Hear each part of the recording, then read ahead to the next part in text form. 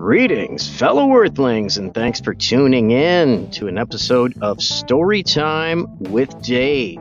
Sit back and relax and prepare to hear a good tale. If you're digging what I'm doing, picking up what I'm throwing down, please do follow, share, and feel free to leave a review on Apple Podcasts. Thank you. Hello? All right, there we go. Okay. Now we can set a topic.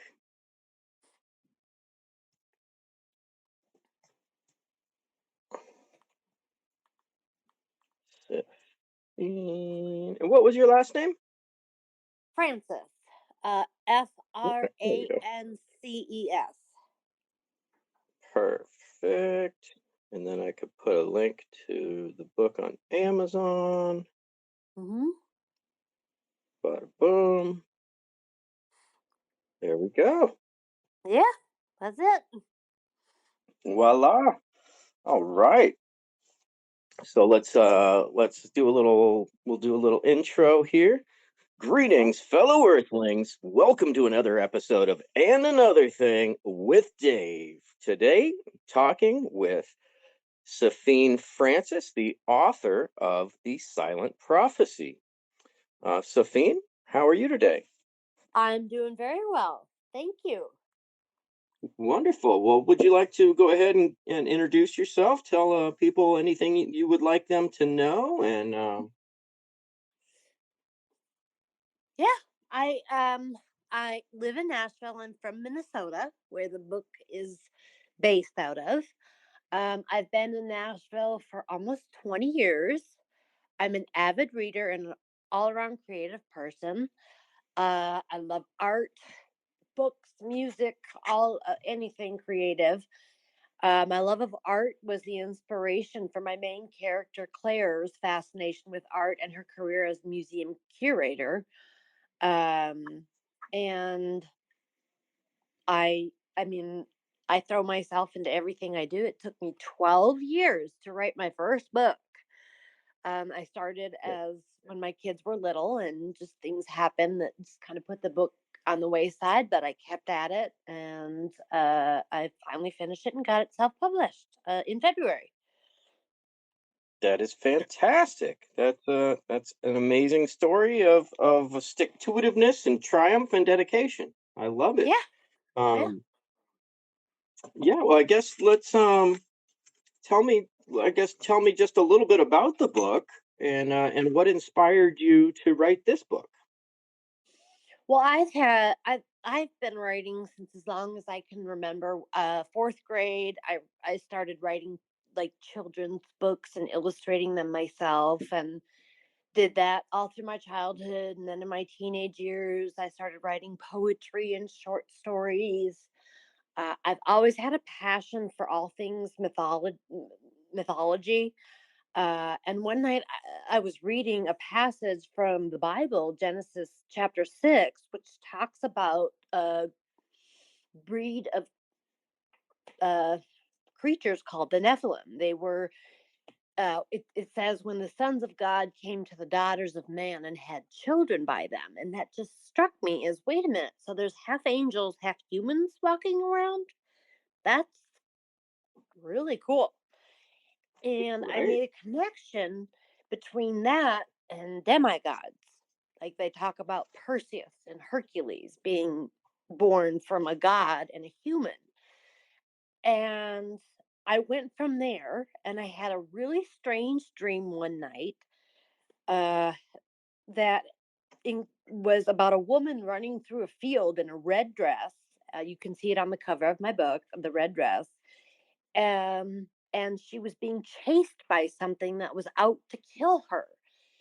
And once there were cows in the field, and she thought once she got to the cows she would be safe. And I woke up, and I'm just, for some reason, and that dream is actually incorporated into my book, that I had to write the story about Nephilim and being engaged with a human.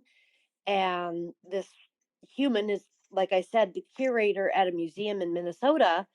and she gets thrown into this world of demons and angels and Nephilim, and has to fight her way through and accept what is happening as reality because she's not used to it. So, I mean, there's lots of twists and turns and things you don't expect. It's a real page turner. I'm really excited about sharing it with people. And yeah, Love it. so that's pretty much the story of it. I love it. Well, I was reading a little bit, about the book on Amazon just to kind Mm-hmm. of understand, just to get a grasp. And when Mm-hmm. I read Nephilim, it really struck a nerve with me because I'm fascinated by this, um, by the ancient history. And like you said, these mythological characters of old may have been actual people that walked the earth. There's Yeah. a historian by the name of Graham Hancock, and he does a lot of work going around to ancient sites and doing kind of a mix of archaeological research and historical research, and then kind of Mm-hmm. connecting dots. Mm-hmm. Um, he likes to say that that the human race is a society of amnesia, that we don't Mm. know our history, Yeah. and there's evidence of giants on in a Yep. bunch of different places on Earth. Mm-hmm. One close to us was the giants of Lovelock, Nevada, Yep. where they found these giant red-headed beings, and the Native American folklore was that they chased them into a cave and smoked them out to death. And people wrote that off as a myth until Yep. somebody went in there and started digging around and found the remains. Yep. I read about that. Pretty Now, fascinating. I it is fascinating. I didn't write the Nephilim that I have because this takes place in modern day. The Nephilim are not giants in my book. There is a part where she is being explained. It is being explained to her what Nephilim are, and the character Michael that she comes across, that's the stranger, explains to her that the people of that time, because of their power and their wings and their exuberant behavior, I wrote, we he says to her, we seem like giants to them, and they called us gods, which links them to the mythological Greek and Roman mythology, that the Right. people just saw them as these huge enigmatic creatures. And Right. So so that's maybe it because, wasn't by stature necessarily. right, right, that's what I did Fascinating. to explain it, right, so they wouldn't stand Right. out because they need to blend in with modern day life. They Right. wanted them Otherwise, to blend in, yeah, right. otherwise it Otherwise, would it be would be a story obvious. of And David and Goliath, right? well, it's interesting you say that, because the statue of David, which is a piece that is sworn never to be moved again because it was carved out of a softer marble. Michelangelo carved it out of the softer marble than most of his works. So it's very fragile to move. But Claire, the main character, somehow convinces them to allow the statue of David to be moved to the museum for a special showing. And one of one it's mentioned, so I use David and Goliath in my story, and the statue of David is real poignant in the book. Fantastic. Fantastic. I love it. I love it. It's a little bit of history, a little bit of fantasy, a little bit of everything woven together. Yeah. Let me read a little clip from just a little couple sentences from Amazon. Claire St. Clair is a rich, successful socialite who finds love in a young, attractive attorney, Xavier, um, but her life is not blissful as it seems. She begins to mistrust her own mind as she experiences unspeakable and unexplainable horrors. Everything she perceives to be true begins to unravel. Her beliefs about good and evil, the supernatural, angels and demons, and the Nephilim. I love it. Yeah. Thank you. So, what was your purpose or your goal in writing this book in specific? Um, between my inspiration from the Bible, mythology, and that dream, it was just a constant nagging inside of me that was saying Hmm. to me, "You have to tell this story." It's going to be a trilogy. I have finished book 2, which is it's being edited right now, and working on book 3. Um, I just Writing has always been an escape for me. I'm a recovering addict and alcoholic, and when I got more into writing this novel, it was just very therapeutic, and I could concentrate on something other than the obsessive thoughts that I had for using. That it helped in my sobriety, and also, the struggles that you go through, I incorporated into my main character, Claire. Just the confusion and the wanting and the needing and the trying to understand and all that. So it just really just wouldn't leave me alone. I had to write it. I love it. I hear people say that, that for, I've heard, I can't put a finger on a name right now, but I've heard people say that before. It had to be written. It was something that kind of like wouldn't leave me alone type thing. Like it had to get out. Right. So And that's interesting. I wanted to write a book that I would read. I love it. I've never read a book about anything like this. And I feel like I've really brought something unique to the genre. Well, I am inspired to read it, and I can't wait to. Um, what do you think was the most challenging aspect of going from the idea to actually making your decision and I'm gonna write a book? Um, my insecurities my about my writing.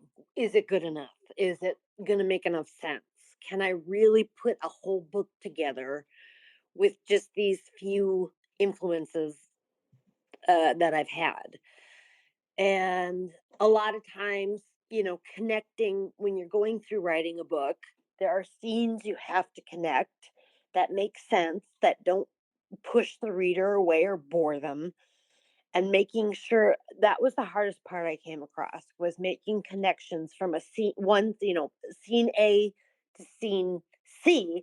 I had to fill it with B, and I Right. wanted to make sure that it was something that kept the reader's attention and wanted them to read more. And everything I've gotten, all the feedback I've gotten from the book, is people say it is a page turner. They When they put it down, they think about it when they're not reading it and can't wait to get back to read it to see what happens next. So I think I Oh, really nailed nailed that. I am confident in that. that's a huge compliment.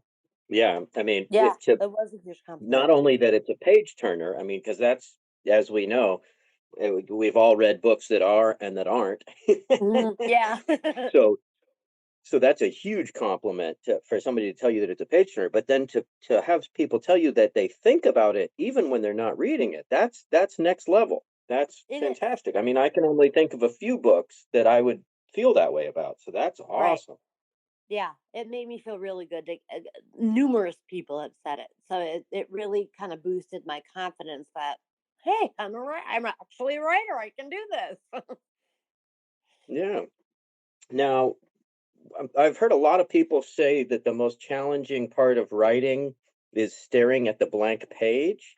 How did Mhm. you how did you breach that and how did you rise above and conquer that moment? Well, I would never stare at a blank page. If I had nothing to come up with, I would set it aside. And Mhm. then, uh, this is crazy, but when I would go to bed at night, before I fell asleep, I would just lay there and really concentrate and think about, okay, what can we do next? And these, ideas would come to me, and sometimes they wouldn't, but these ideas would come to me when I was lying there, and I could just really process what I wanted to do next. But I could never just sit there and stare at a blank page. It drove Yeah. me too crazy. It drove me too crazy because I was like, there's nothing. I've got nothing. And Right. so yeah, I would think hard on it, even before, throughout the day too.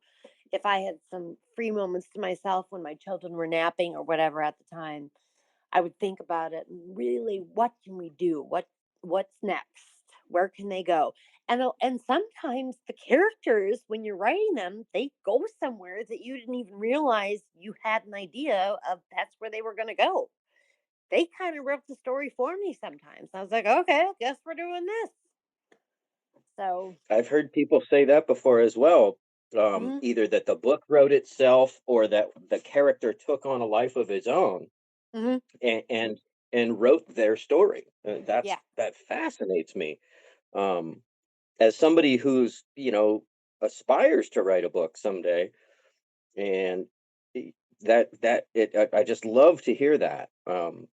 you I will. agree with the blank page thing. I think the blank page is intimidating, Mhm, and I think if you stare at a blank page, it can perpetuate that and then yes. start negative thought processes. Mhm, I So agree. whenever I do the same thing. If I'm not inspired to write something, I don't write anything. But what I've started doing recently is keeping a journal next to my bed. I Mhm, had this epiphany recently that an idea, which we create something out of nothing, that's really a miracle, it right? is.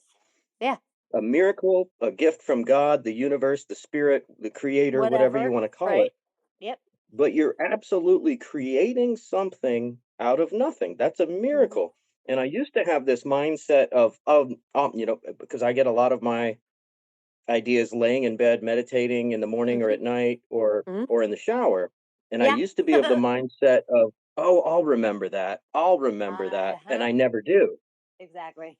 Um, so now I've started, keeping a notepad next to the bed just so I can scribble down a couple notes to trigger that thought process of, oh, that's right. It was this scene or this Mhm, character.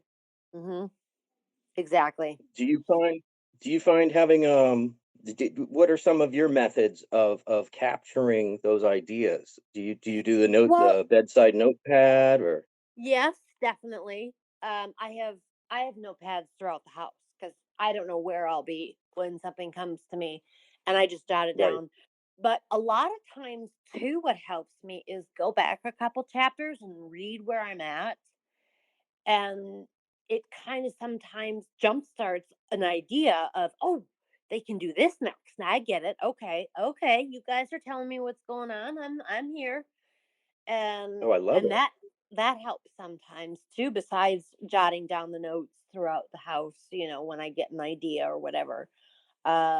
And sometimes rereading it, just I have a reaction to what my characters are doing, and it's like I said, like they tell me we're going here next, and I'm like, okay, let's do it. I love that. It's almost like I could envision a screenwriter or somebody that's writing a movie watching their last movie to come up with ideas for the sequel or whatnot. Is It's kind of Hmm. the mental image I got when you were describing that. Yeah, I would see that. Yeah, for sure. Or watch something that is, sometimes I watch certain uh things that will maybe kickstart an idea for where I want my book to go. Certain, because there is some, horror, and I've done best in occult supernatural. And so Hmm. watching things that are horrors or uh anything that has to do with the supernatural, I'll watch to see if they have anything that will influence me to write what is going to happen next or where I want it to go. Right. Either influence you in a broad sense or trigger an actual thought process of an event or a Hmm. scene or that's fascinating. Yeah. I love it. So you said you're already working on the second book? of the The trilogy? second book is finished. It's with the editors right now. I'm working on my Wow. third book, which will be the final book, and I'm about halfway through. I'm actually a little stuck right now, so it's nice that we're talking because it gives me, motivation to keep at it and uh figure out where I'm going to go next with it to bring it to the finale. Now, I've heard a lot of bands talk about like, oh, people think we're a one-hit wonder and that we came out of nowhere, but it took 10 years to write our first album. Oh yeah. um, Yeah.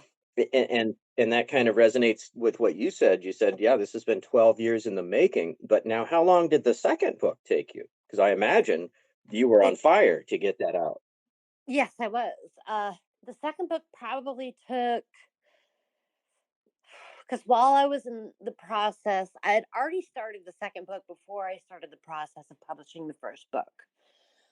Oh, wow. And yeah, so I was working on the second book then, and then it probably took me 9 months, 9 months, 10 months to write before I was finished with it. And then I got it. And then I was working on getting my first book published. So it kind of fell to the wayside. And then once the first book got published, I sent my second book to the editors, and it's been with them now for a little while. So they're working on it so I can get it formatted and published on Amazon. I love that. Can you share with, well, me, I'm personally curious, but I imagine anybody that listens to this would be curious as well. Can you share your journey of the publishing process through the publishing process? I tried, when my book was done, I tried to self-publish, and I am not computer savvy. I tried to go through the process that Amazon, kind of does a step-by-step thing, and I still could not figure it out for the life of me. And I needed help. And I remembered a friend of mine, Lori Lynn, really she does a lot of nonfiction, but she does a lot of editing and stuff with books. And I called her and she said, "I'll help you." She got me in touch with an editor that helped me re-edit the book, which it needed. Which there it was basically punctuation and a few grammatical errors. Not tooting Mhm. my own horn, but it was pretty much ready for formatting. And I told Lori, I said, "I tried formatting, I can't figure it out." She got me in touch with Shanda Tor from Transcendent Publishing, and once it was edited, it went to Shanda. She formatted it. She got the I went to 99 Designs to get my cover done. They're a great company. You send them what you want, and about 6 or 7 designers will come up with a cover, and you can choose which one you like, and it's very well priced. And Shanda put the cover and the synopsis and everything together, and then she did all the formatting and everything for me and set it up on Amazon for me to sell. So I didn't really do any of that part because it was just too confusing. Well, but that's fascinating. The journey and the steps that you went through, Yeah, and it sounds like the universe puts certain people in your pathway to help you with this. absolutely. Absolutely. Now, is the second is the second book in the trilogy, is that continuing on with Claire St. Clair as the Yes. main character? Yes, sir. Okay, Yep. And fantastic. and And she has 12 Nephilim at her side that will guide her through the obstacles she has to go through to I don't want to give anything away. yeah, exactly. Don't give away the store. But Right. what kind of maybe you could plant the seed of a little cliffhanger or something in a vague way. Um, I don't know. Could you talk about in a vague way maybe how the Nephilim help her, or is that getting too deep into the woods? Into the I don't want you to give away the plot at all. Yeah, I don't want to give away too much. That's the thing is, especially in the first book, like I said, there's so many plot twists and things you find out. that were unexpected that happen. Um, she is just like I said. The best way to describe it is she's thrown into this world of angels, demons, and Nephilim, and Hmm. she is the one. She the quote unquote the one, and she is set to save mankind. Uh, and there are many obstacles she comes across that she has help with, but also has to conquer on her own. In the first book, she really struggles most of the way through the book. It really isn't until the end that she fully grasps the meaning and point of what she's there for. I love it. To me, that brings to mind Neo in the Matrix and Hmm. Sarah Connor in the Terminator Absolutely. series. Yep. That is a perfect examples of it. Yeah. You know, kind of not really being able to come to terms Hmm. with their role, Right. and the fact that they have been chosen for this role, and Hmm. it's kind of like a supreme responsibility that Yeah. everybody's depending on. Yes. Exactly. It's only the stake of humanity. It's only humanity at stake, right? Right. Exactly. That's all. Yeah. Wow, that's fascinating. I love it. Now, is the second book also set in Nashville? Oh, pardon me. Um, the second book starts to take place in different areas. They go to New York and they end back up in Minnesota at one point, and then so they do start traveling around a little bit. Excellent, excellent. And let's see. So, what kind of words of encouragement would you give to somebody who maybe has an idea, or like, oh yeah, that would make a good book, or now, well, let me backpedal a little bit. Did you Okay. have the idea for this book specifically, or were you thinking I want to write a book and then kind of thought about the who, what, where, why? No, it's when I read about the Nephilim that and had that dream that the idea came to me that this needs to be a book. I love it. I love it. Yeah. So what I would say is if you have an idea, start jotting down different scenes you might have. I mean, some people you can start if you don't have an idea for the beginning of the book, start in the middle of the book. Start writing down where Hmm. you know, where start writing down what the story is in the middle and go down from there and then you can go back up and you can go back down and you can rearrange it and you can change it and I mean just don't stop. Just keep going, keep writing notes. If you have ideas, jot them down, get them, you know, talk to other writers, read books in the genre that you are writing in, because it helps to give inspiration and have ideas. And I mean, you can come up with anything you want. It's really your world to create. Oh, And there's I really love it. nothing wrong with any of the ideas anybody has. Yeah, I truly agree. Yeah, like I said before, I think ideas of that nature are almost a miracle, like a poem, the concept of a book or a song lyric. These things that just they don't really come out of nowhere, but it's the miracle of the human mind to relate our experiences Mhm. to other people in this often metaphorical kind of way. Yeah. And I would also say don't worry at your first, second, third, fourth draft. Don't worry what other people are going to think. Write everything down. My first draft was 1,000 pages, and this book is 300 and some pages, 392 pages, I think. Hmm. Um, but if just write it all out, put it all on paper, and then slowly hack away at the things that are redundant, things that are unimportant and don't really have anything to do with the story, things like that. Just start then you can start hacking it away. But my belief is get it all on paper, no matter how much and how obnoxious it may seem. Get it on there, and then slowly go through it and just keep cutting.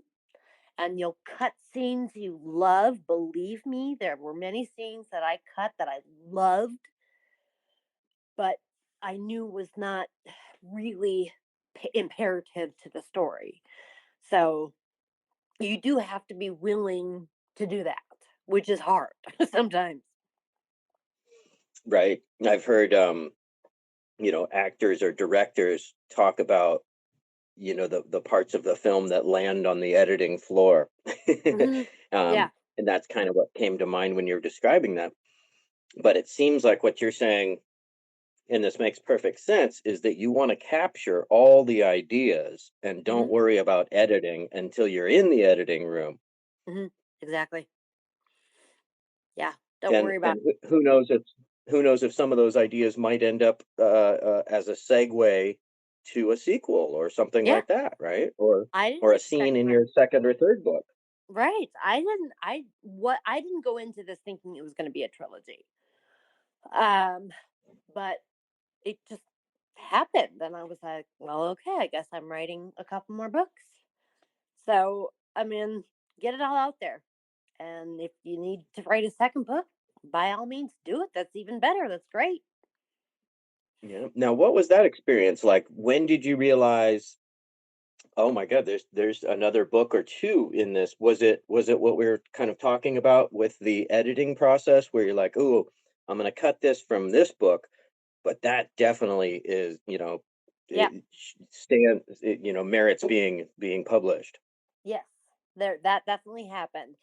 But it wasn't till because I did write my book from start to finish. I started at the beginning and went through it all the way to the end. Chop, chop, chop, chop. Got towards the end, and I'm like, there is more to this story than just this one book. So it wasn't really towards the end. It wasn't until really towards the end of my editing process of my own that I was like, nah, there's more to this story. Fascinating. Yeah. And that was in the editing process, you say, or Yeah. It was for or me. while you're still in the writing process? It was in the editing process for me. Okay. I, I guess that makes sense, right? Because if you're cutting things and something resonates with you so deeply, then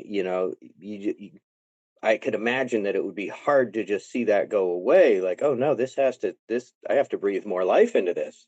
Yeah, exactly. That's exactly what it was like for me. I love it. Thank you. Now, so the second book is done and at the editor. Hmm. Where are you with the third book? Are you working on ideas still? I'm writing it. I'm about halfway through Oh the wow, third. Yeah.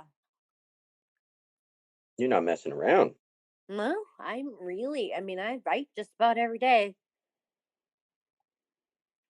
I That's had a what I've heard. real I had a real bad writing block a few weeks ago where I didn't write for about a week, and I thought I was going to go crazy. But it finally hit me what was going to happen, and on I went. And I write just about every day. Yeah. I love that. I love that. I've heard comics and writers and screenplay writers say that that's the key. You write every day. Yeah. And if you can't, then think about it. Like, because when I'm not writing and I have writer's block, I'm still thinking about it. Where Hmm. where can we go? What am I going to do? And if it doesn't come to me, I just try to relax and allow the ideas. Like I said, I a lot of times I go back and reread chapters to see if something will jumpstart an idea of what's going to happen next. Yeah, that's fascinating. I love it. This is inspiring to me personally. Good. Um, yeah, I also resonate with what you were saying about, you know, being in recovery or having recovered or Hmm. not not being in that cycle Mhm. of use and abuse and obsession.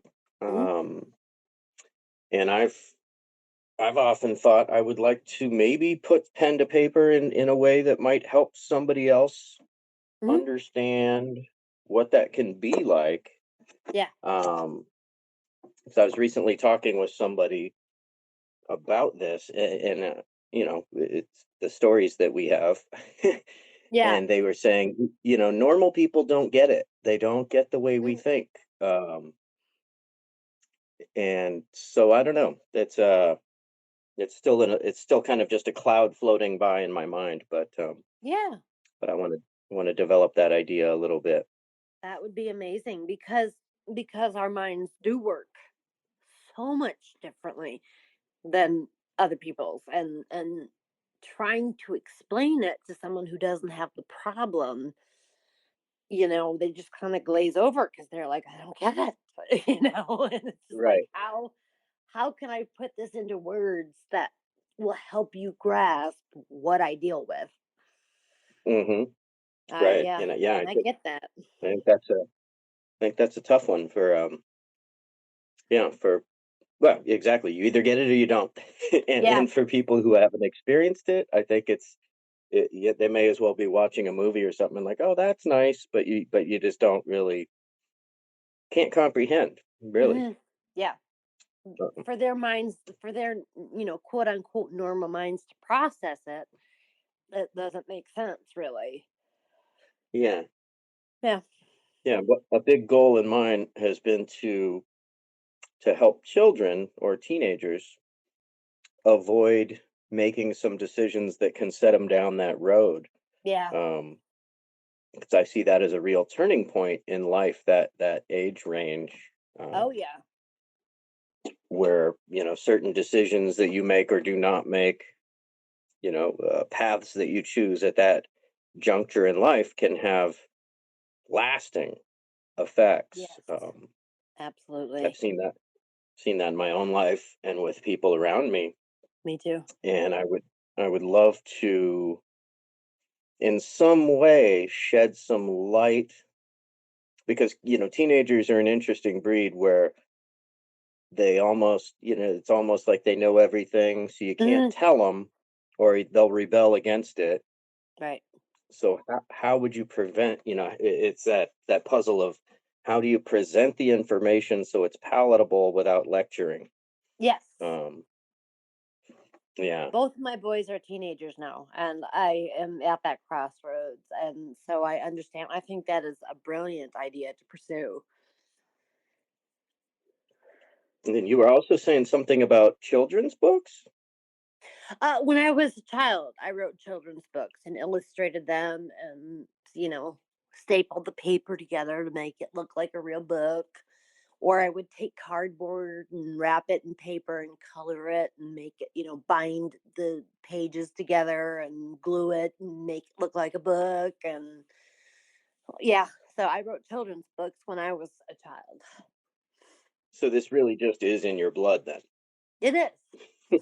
It really is. have you have you thought of writing a children's book, or I imagine you're probably just completely absorbed with this getting this story out since you're Right. still in the midst of it. Hmm. I am. I'm absorbed in this. I have a fear because I'm like, oh my gosh, what am I going to do with myself when they're all done? I'm not going to have any more ideas. It'll be the end of the world. So hopefully I'll have some ideas. I'm not against doing children's books again. I would have to get an illustrator at this point because I gave up. I used to paint and draw all the time, but I haven't done it in about 20 years now. So I would have to get an illustrator. But yeah, no, I'm not against doing anything, poetry or children's books or another novel. I mean, just whatever comes to me. I'm willing to write. I love it. I love it. Do you write poetry as well? I did in the past. I haven't written poetry in a long time, but I do. Uh, Someone stole. Uh, I had a knapsack full of all my notebooks of poetry, and someone Oh no. stole it. And so all that No. yeah, that was really a sad time for me because that's where I kept everything and it's all gone and I can't recollect it. So, uh that's a bummer, uh but yeah, I could see myself getting back into poetry. I just love writing. I'll write whatever, except Yeah. nonfiction. I don't see myself really doing well with nonfiction. Hmm. Wow, that last story about your poetry really hits home. I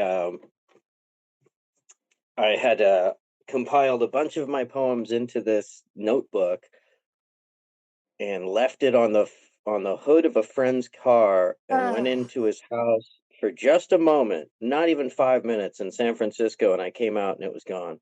oh gosh, that's Like, horrible. wow, I know how who you would have feel. wanted that? Unbelievable. It is, and it's just gone.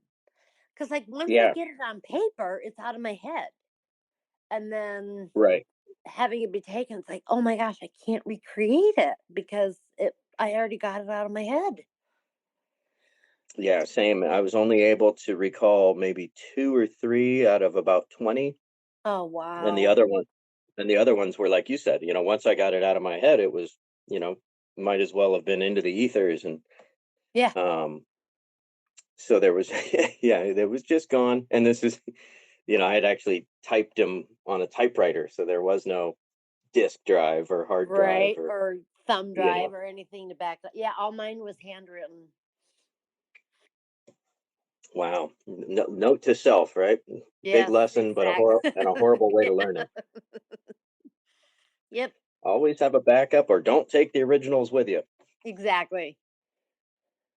Man. Well, let's see. What words of wisdom would you or encouragement would you give somebody who may be just kind of just embarking on this road of authordom? I would really say stay with your idea, keep your confidence, because sometimes there will be times when you're maybe writing something down and you just think, nope, what am I doing? This is ridiculous. Don't listen to that voice.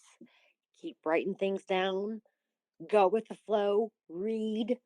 Watch shows in the genre that you are trying to write in. Talk to other writers, which is hard to do, really, because I I only know personally. I'm part of some clubs online, writing clubs online, but personally, I Hmm. only know one other writer, and I would say do everything you can. Make sure you do your research. Research is fun, and stay with your idea and ask questions. Become part of some writing clubs online where you can ask questions for idea, for inspiration or ideas. Where if you're stuck, that you can, hey, I'm happy. This is where I'm at, and I'm stuck, and I need some ideas. Does anyone have any suggestions? It's been really helpful for me.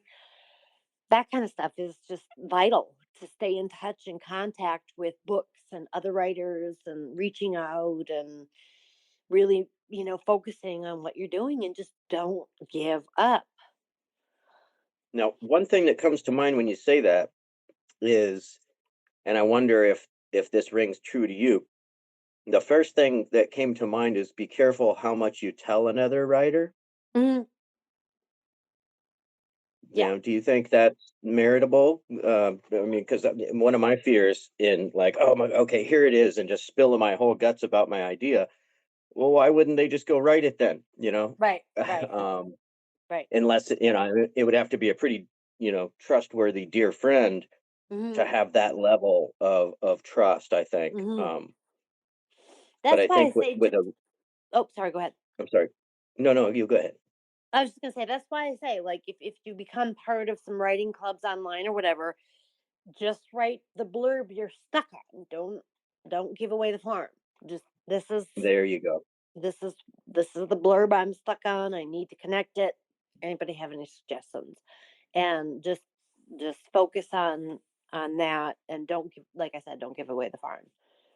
Yeah. Now, in that in that regard, would you approach it with here's a scene I'm trying to get out of, or here's a scene I'm trying to segue to? Like, how would you approach Either one. I mean, that? Like, yeah, this I think both of those are valid ways to approach what you're mhm, dealing with. This is a scene I'm having trouble with. This is a scene I'm having trouble connecting.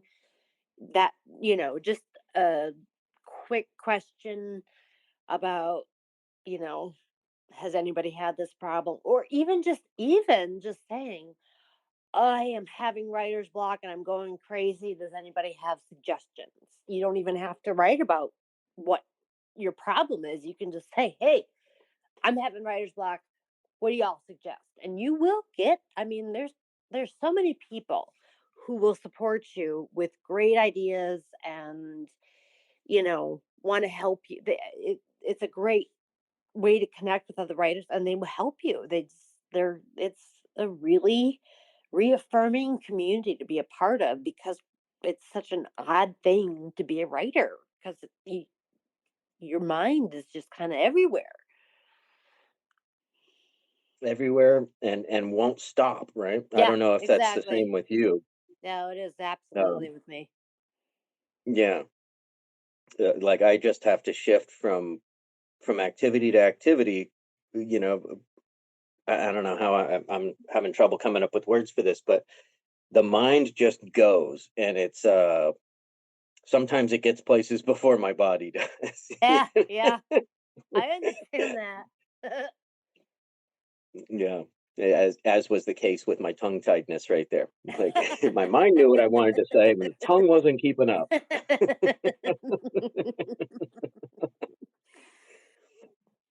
Well, this has been really inspiring because I've got, a couple ideas, like I said, a few, I would love to write a child's book, kind of about kids book, kind of about nature and Mhm, kind of our connection to that and how important that connection is.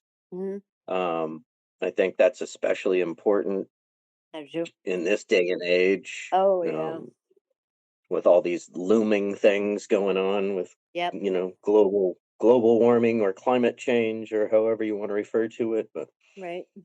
um and then I kind of want to touch on political things, but not really in a nonfiction way like you were saying, because then I'm writing a dry history book.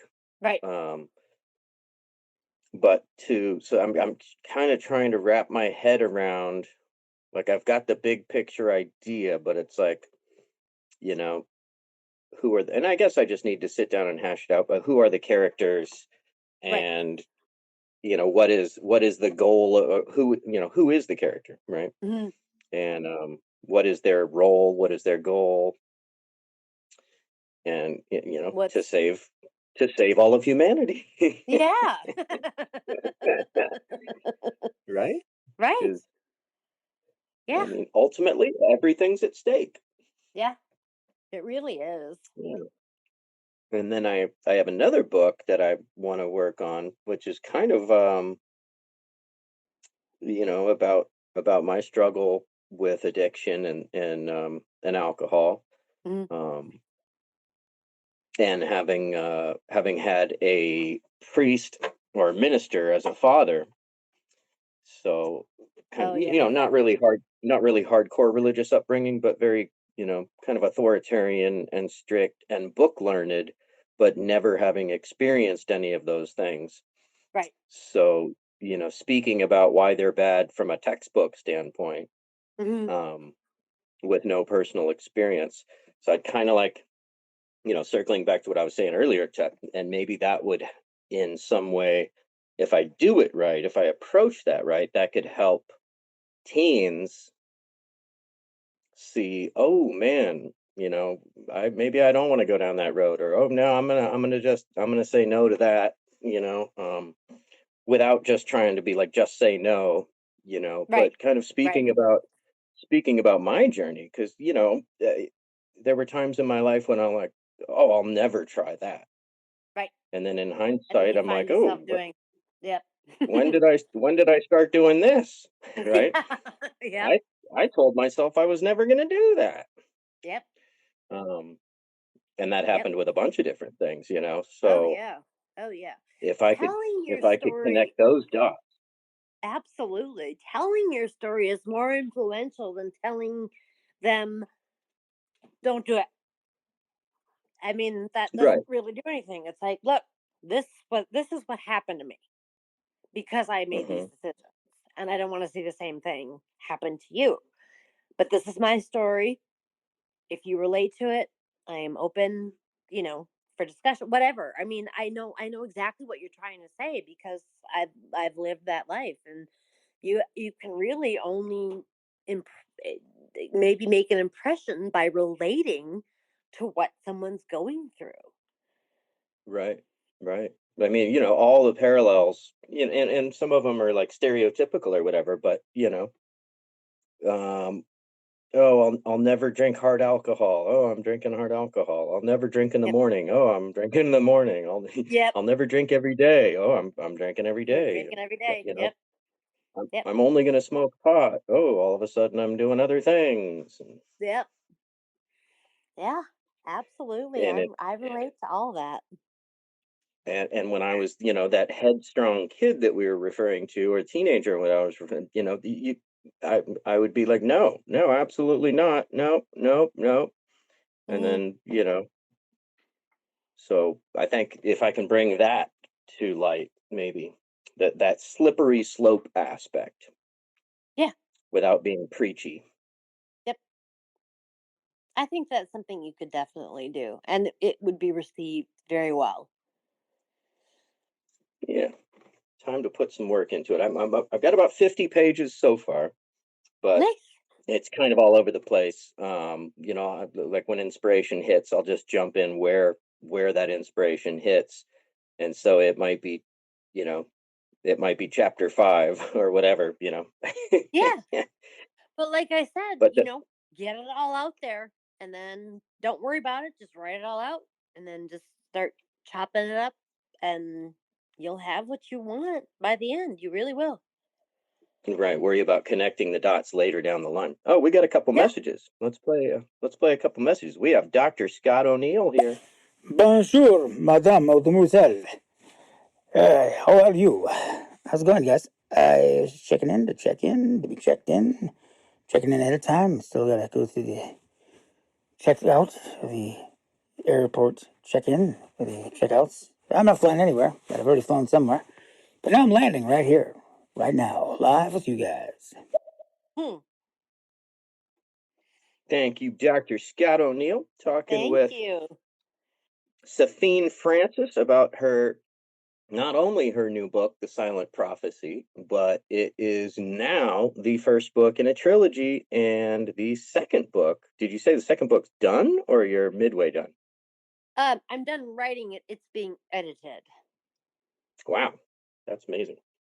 So, second book in the can, on the way Yeah. to production. Yes, We, sir. we got another message from Scott. Yeah, how much did we love going to those dare fucking things in school and listening to a bunch of fucking straight laced honkies sit and tell us about don't do drugs and they've never done a drug in their life? It's like, what would you know? It's like Lane Stanley, and drug of choice, I mean, how can you know? Like, if you never, done these things, if you never walked down some dark path, how do you know if, there is a light at the end of the tunnel or if there wasn't in the first place or however you want to look at it? I mean, because you've never felt that feeling, despair, and how could you come at kids and explain to them with empathy and some sort of, raw emotion, backing behind what they're saying. Instead, they just come off all cut and dry like some kind of a script. It's not. I don't think that program did anything but waste a bunch of money. Hmm. Yeah, I Yeah. mean that's kind of what I was referring to. Is my father was a deputy juvenile probation officer, a marriage and family counselor, and an ordained minister. So Wow. he would basically be like, LSD, you're going to take LSD, you're going to think you can fly, and you're going to jump out a window because it says it right here. Like, okay, Yeah. well, maybe not. Mm, yeah. I mean, with that kind of upbringing, you're kind of because my mom worked in the church and my dad worked in radio, but I mean, there's certain, I mean, hereditary genetics, but there's also, I think. situational things that, I mean, you were kind of set up to be rebellious. I was. Oh yeah, yeah. I mean, they call it. There's even a label for it, right? Preacher's kid. Yeah. Yeah. they're Exactly. they're notoriously like the worst one of the bunch. Oh, he's a preacher's kid. Look out for that one. Look out for Look out Johnny. for him. Or the son of a cop, you know. Right, right. I thought you were going somewhere else with the son of a boop. No. Son of a cop. No, son of a cop. Whew. We got a message from Jersey Worthy. And another thing. What's up? Yeah, hey, what's up, Sephine? Good talk. I mean, I haven't been here very long, but so far so smooth. Shout out to you both. Amazon.com, The Silent Prophecy, the Epic of Claire St. Clair. Check it out. Thank you, Yeah. Jersey Worthy. Second book is at the publisher as we speak. And I don't know, how does that feel? How does that feel to have your second book at a publisher Um, or editor? I'm so Right. I'm so involved with my third book right now. I actually haven't thought too much about it. And because Well, it had to think about it right now and just give me your raw response. How does it feel? I'm really excited because I'm so glad. And one author gave me really good advice that said, before, make sure you have your second book written before you publish your first book, because you will lose your following and your readers because they don't want to wait, 2 years before your next book comes out. They want to find out what happens Oh, next. And that's a that's some of the great best advice. point. Yeah, that's the best advice I got, and I did have my second book done. So having it at the editors is really exciting because I know it's coming out, or I know it will be finished soon. I can get it to the formatters and then get it out there, and I will have both books online within months of each other, which is exciting. That is super exciting. That never occurred to me, but it makes all the sense in the world, right? Like, Yeah, to use a musical analogy, oh my God, I love this band, but I've listened to this album to the point where I know every song back and forwards. Where's the next one? Oh, there yeah, isn't one. Darn it. there isn't one, right? And then you're on to finding the next author or musician, or right. So yeah, Right. so that makes perfect sense how you want to have that follow up in the can. It Yes. never even occurred to me. Yeah, it was some of the best advice I got. So Love that. So for all you aspiring authors, writers, poets, musicians out there, don't give it away till you got number two in the can. yeah. Hey, we got another message here. Dr. Scott O'Neill again. What's your dad's phone number? I took LSD this morning and jumped out of a window. Had about Yeah. 3 Eggos with LSD spread over them like some sort of butter, and then just jumped out the window like I was Superman Jesus. But now I'm back. I'm good. Yeah, it's all good. No, yeah, seriously. All of those things like Reefer Madness and those PSA real films were just fucking amazing. Whoever wrote those should have gotten an Oscar because they took bullshit to the next level. I mean, yeah, talk about it. Reefer Madness alone, dude. That shit. That movie is so full of shit. It should just be called This Movie is Full of Shit and Marijuana. Well, it really is a kind of a. It was yellow journalism. It was a scare piece. Mm, It was government propaganda, kind of all in one. Yeah. Well, we've got another message from Dr. Scott O'Neill. Yeah, Sid Field, the guy who wrote Chinatown, an Oscar, many Oscar winner, actually, writer, or script writer. He said the same thing in his book screenplay. He kind of said, always write that second script, and if your first script doesn't take, don't get held up. Continue on. Write the next one. Write the next one. Write the next one. Keep them coming. If it's something you want to do, you got to keep doing it. That's why I'm into alligator wrestling. One arm bitten off, but I still got another one. I think I could still take these little fuckers down. I'm just joking around. Rock and roll. Scott is an artist, and he's a pretty prolific artist. So I think he knows about having. I think he knows about the stick to itiveness and having the next one in the can because it always seems like before I see one of his pieces of art, he's already working on three more. Wow. Yeah. That's what you got to do. Yeah. Well, this has been inspiring for me because I don't write every day, and I need to start that. I did this. Have you heard of the book? What is it? This Oh god, it's basically kind of a companion to the Artist's Way. The No, Artist's Way. Have you? I've not heard of that one. Yeah, so that it's a book with a workbook companion, Mm, and my sister, God bless her, gave me that 10 years ago or something. But it's really interesting the way that it's organized. It's 12 chapters on purpose because she's a recovering something or other. mhm. But so it's very interesting the way it's set up. It's 12 chapters to be done in like 12 weeks, but there's these different writing exercises, and one of them Okay. is called the morning pages, Mm, and it's just literally stream of consciousness. So if right. you're not, then they say don't even think that, if just blah blah blah comes out for two paragraphs, so be it. Yep. But it's more, as opposed to getting words on paper, it's more the process of purging the chatter from our mind. Yes. James Um, Joyce was really big on that. mm, I found that to be really helpful. I was doing it for a while, and it has the effect, for me at least, of the similar effect to meditation, where it just calms the mind and gets rid of that, what some people call monkey mind, or just Yep. the background chatter that drowns out the ideas. Yeah. Yep. I agree with that. Yeah, so and then there were many different exercises in it, and I should probably unearth that thing. Yeah. Maybe I'll use this conversation as inspiration to find where I put that darn thing and dust it off. Yeah. Well, it's been inspiring to talk to you because it keeps me motivated on doing what I'm doing. There you go. Well, and clearly you are on a path.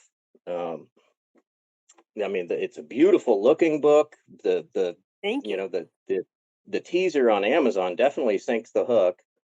Thank you. Makes me want to know more. As soon as I read Nephilim, angels, demons, and Nephilim, you had me right there. Oh, thank you. So yeah, I'm gonna order it. Well, thank you. It's only you can get it on Kindle. You can get the paperback for $16.14. There's even one used. How dare they sell it?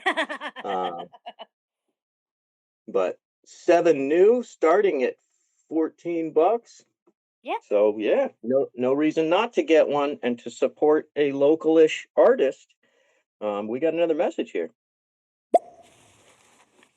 Hey, Sophie, do you think do you like the independent publishers, or are you looking to get straight published through an actual publisher, like a corporate publisher? Or I've been thinking about doing it lately. I saw some self publishing stuff, just basic book. But also, did you guys read the book by Bruce Campbell, If Chins Could Talk? That's pretty amazing because if you think of Bruce Campbell, you think, oh, he's just that wacky movie guy. But his book is actually pretty good, man. And then also, I'll say it and I'll say it again. Always own the book. Steal like an artist. It's so good to keep you motivated as an artist, a writer, songwriter, whatever. But Steal Like an Artist is amazing. Yeah, I'm I've gonna not write that heard of down. that book. Yeah, I need to write that down because that would be interesting. I'd like self publishing right now. I don't know if I'll reach out to a publisher. I want to see how my books do on their own. I do a lot of podcasts, and I have an interview coming up with a local newspaper, going around to some of the smaller independent bookstores and bringing my books there and seeing if they'll sell them and see if they have interest in doing a reading and then a signing. Just trying to self promote as much as I can, which is it's more difficult for me to self promote than it is to write. Really, uh, that's really what I've come across, what I found. I'm like, if these are just right, can't someone do this for me? But Yeah, it's kind of it's the mix or the conflict of the artist and then the business side, right? yeah, exactly. I was just listening to, or I was reading an article, and somebody was talking about the music business, and they don't call it the music fun. No, They call it the it's a music business. business. Yeah. Yeah. Yeah, so there's that whole angle to it, so it's and so how do you negotiate that of the changing of the hats? Um, I struggle with it because all I want to do is write. However, I know I need to promote myself. So taking the time to find podcasts that might be interested in me, like you and others, and trying to find people that would be willing to put my book in their stores and that kind of thing. You can go to Barnes and Noble and booksamillion.com and order my book from them as well. I've had the most sales from Amazon. And then goodreads.com was is another website that has my book that I've gotten some good reviews on. Um it but the business side of it is hard. I reach out a lot to my friend Lori Lynn, who I mentioned earlier, who helped me with the book, and ask her what else can I do. Is there any, anything else that you can think of that I can do to promote this book and that stuff? So Well, it's apparently, hard whatever you changing. are doing, I'm sorry, go ahead. I said it's just hard. It is hard changing hats for sure. Yeah, I've experienced that with the music thing. Just I like to be in the creation mode, but then the business thing is a whole nother. It's like, okay, let me have some coffee and psych myself up for that.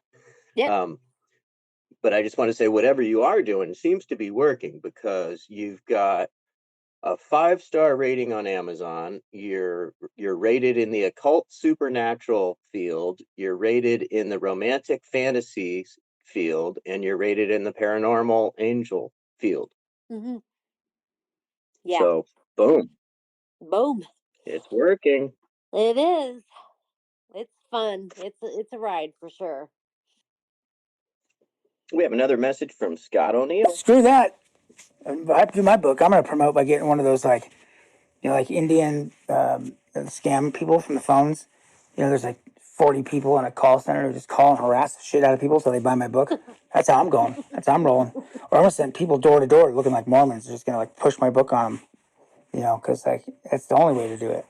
Forget all It this is. nicey nice stuff that people used to do. I'm going aggressive. Have a good day, guys. I'm just messing with you.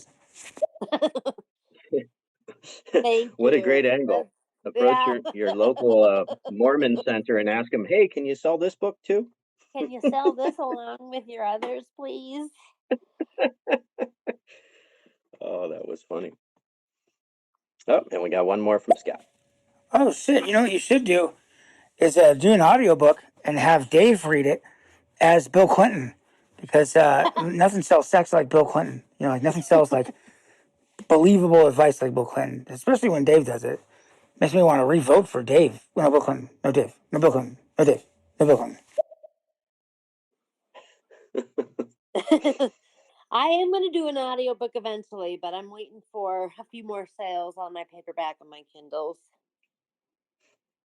Yeah, exactly. And get your button up your trilogy, Hmm. and then who knows what inspiration will hit you for an audiobook or whatever. Yeah, yeah, Audiobook of your poetry maybe. yeah. I need to. That's something I would like to revisit after I finish this trilogy because I haven't done it in a long time. Yeah, likewise. Well, I don't know. That It's been great talking with you. I'm Oh, it's super been wonderful. excited for you, Thank you. You too.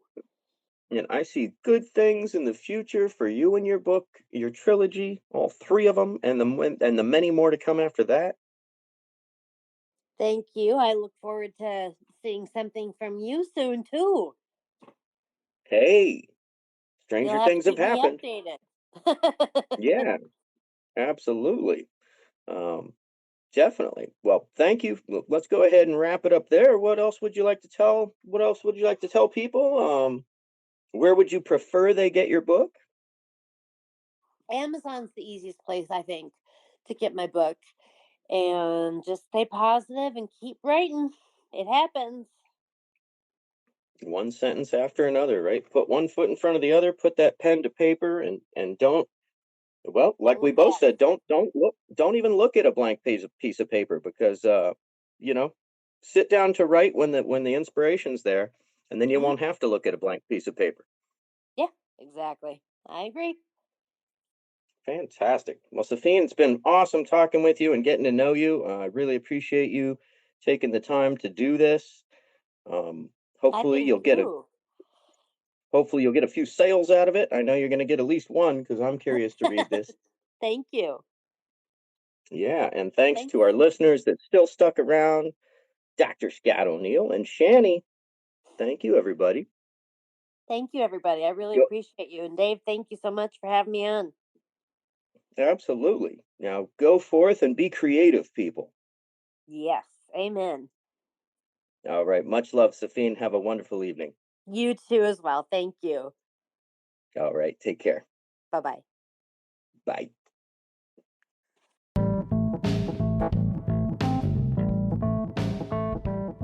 All right, thanks for tuning in to another episode of Storytime with Dave. We will see you next time. And if you're interested in contributing and telling your story on the podcast, shoot me a direct message over on Instagram and Another Thing with Dave on Instagram.